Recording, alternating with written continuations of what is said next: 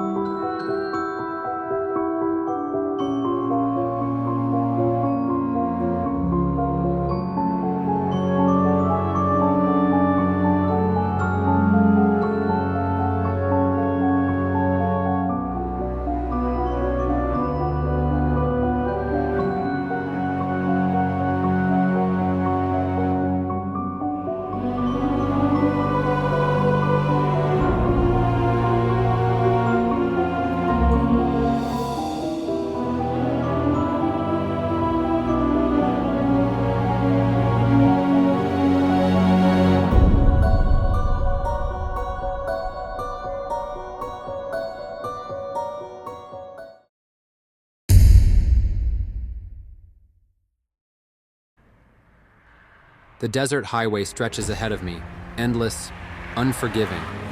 The asphalt cuts through the red earth like a scar. Heat shimmers across the horizon, and the silence presses down so hard it almost swallows the sound of my engine.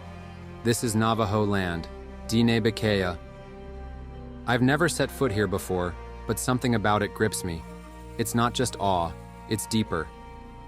Like longing. And I don't know why, but I can't let myself get swept up in that. I know why I'm here. A man named Soyazi barely escaped an attack last night. They're calling it a skinwalker, but no one's certain. What they do know is that he's important, beloved, maybe even destined for leadership, and that makes him a target. Still, it's hard to keep my head in the job when the land itself feels like it's watching me. The houses I pass are modest, standing tough against the desert winds. There's history here. The weight of cruelty, injustice, survival. I can feel it pressing down on me, heavier with every mile. I'm a Bilagana, an outsider, and God, do I feel it. Up ahead, the Navajo Nation Council chambers rise into view.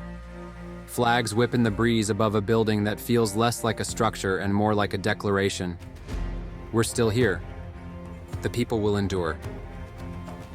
I walk past the Window Rock Tribal Park. The sandstone arch looms above everything, a perfect circle carved by time, sacred ground. I've never believed places could hold memory, but standing before it, I almost do. Farther out, Monument Valley cuts the horizon with its towering mesas. I've seen them in movies, on postcards. But from here, they're not symbols, they're sentinels.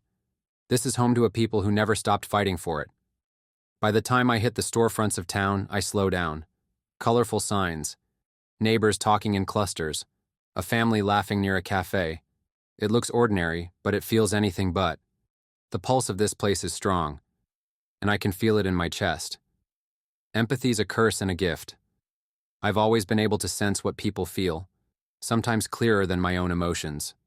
And right now, I feel pride, resilience. I pull into the gravel lot outside the Navajo Nation Police Department.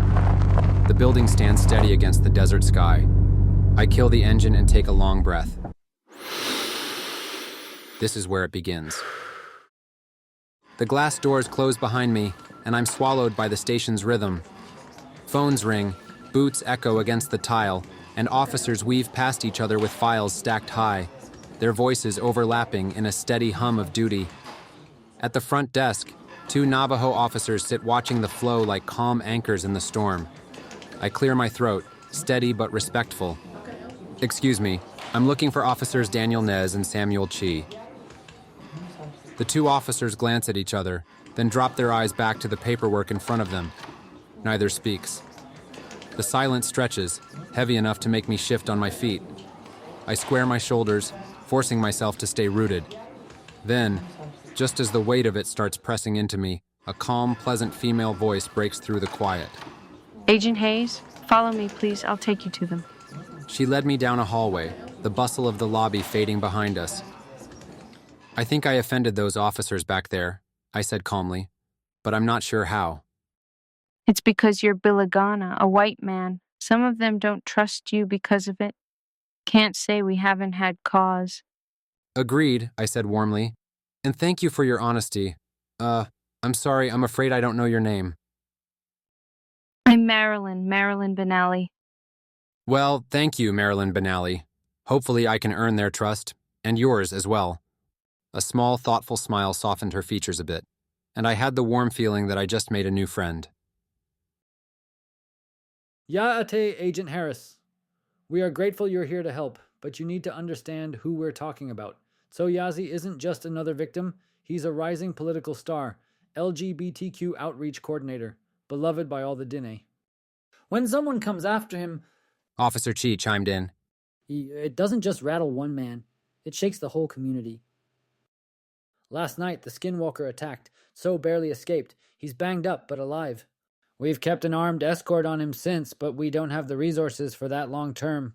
Damn it, Chi! I told you I didn't want any more protection. So you go and bring a Billigana into this? I don't need protecting and I don't want a babysitter with a gun. So, calm yourself and listen. This is Agent Elliott Hayes. We've asked him here to consult on your case and offer assistance. He's here to help. Oh, is that right? Well, Agent Outsider, it's real nice to meet you. Now please, fuck off.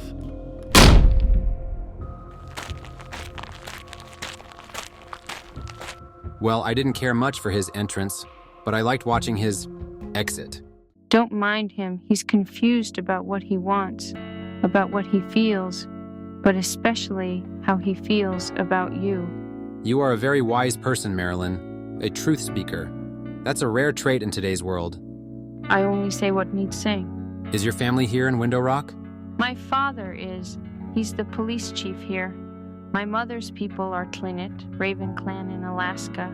I grew up there, but I spend a lot of time here too. I guess you could say I'm at home in both worlds. There is a festival here tonight. Come meet me. We'll talk. Maybe we can convince Zo to let you help. Ahehe. Hakone.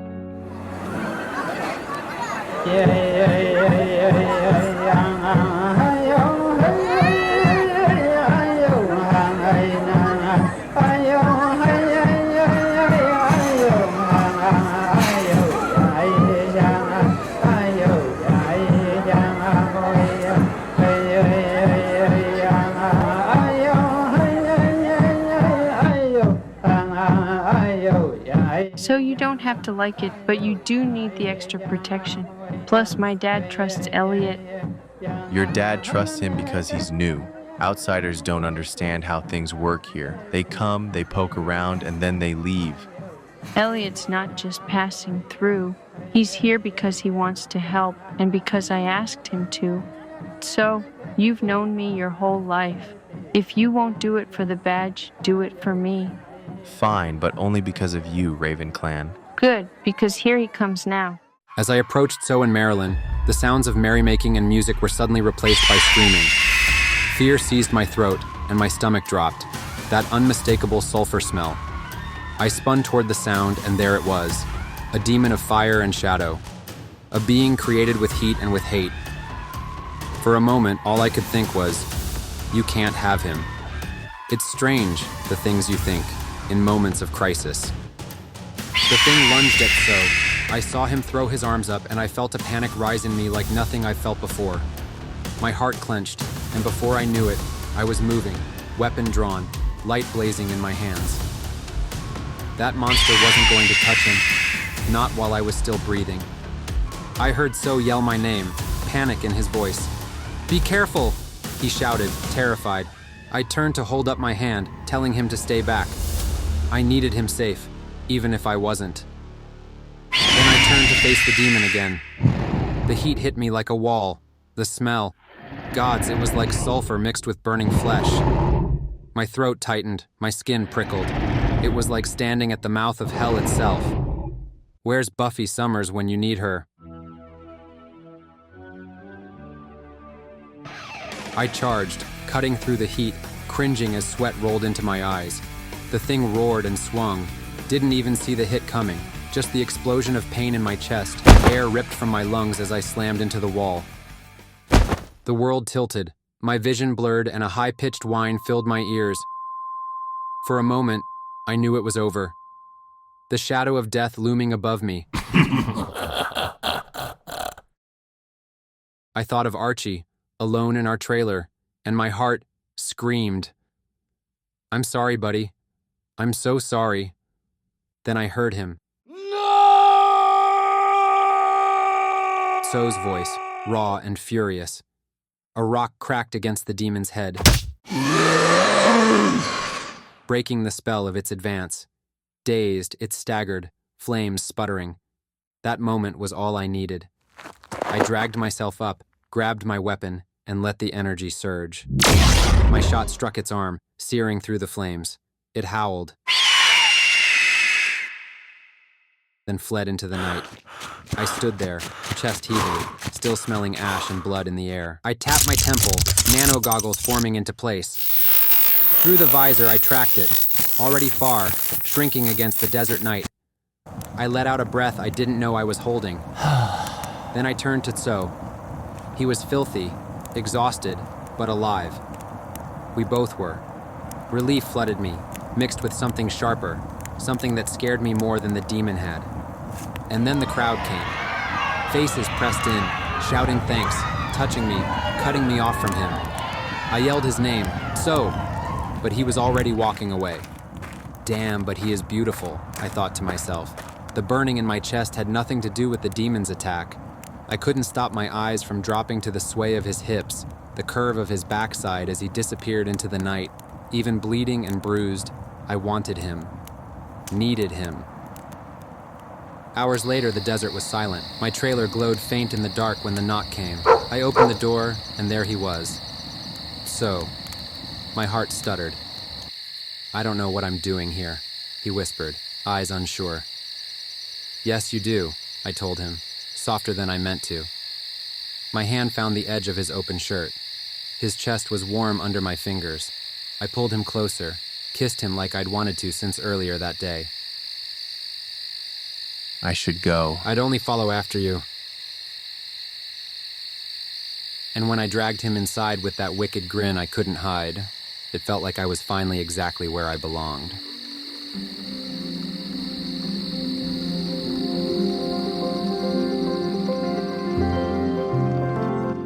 Ayoko ahnoshni.